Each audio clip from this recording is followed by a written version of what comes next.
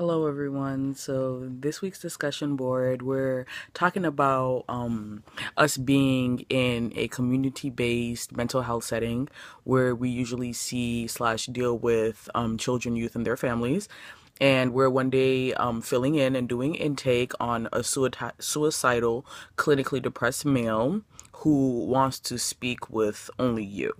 And not that we would ever discriminate in assisting a client, but this is a little out of our comfort zone given that this is not our level of expertise. So the question arises of what to do and what are the options. Well, firstly, given that this is a very delicate situation with a client who is clearly on edge, we don't want to be impulsive. It's critical that we stay calm so that the client can remain calm as well.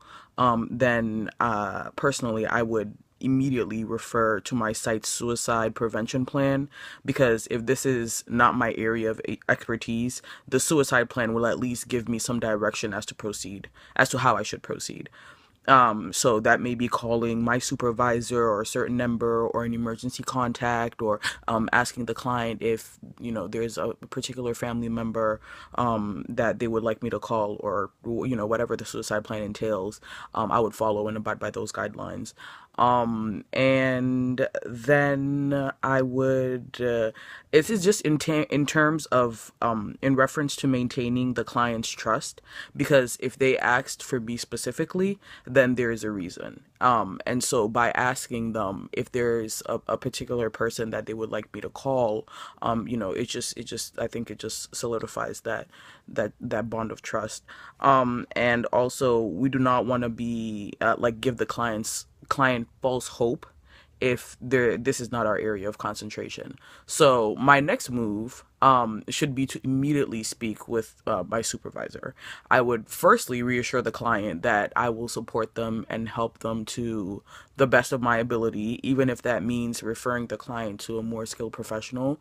But I would have a colleague sit with my client after having reassured them while I speak with my supervisor.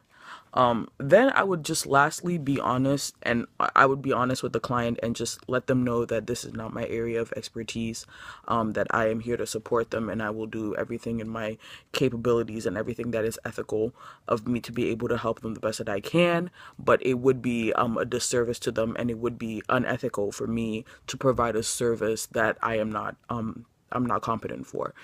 So I feel if my competencies and if my skills do not match with what the client's needs are, yes, I still want to be sensitive to my client's needs because his needs do matter. But if I could not help him and I am not skilled to give him the assistance that he needs, then I need to follow the protocol and I need to be honest with the client if he wanted to speak to me specifically and let them know that I will be there to hold their hand. However, I cannot do what is unethical. And it would be a total disservice to my client to attempt to help them when this is not my level of expertise or concentration. So those are the steps that I would go through, and thank you.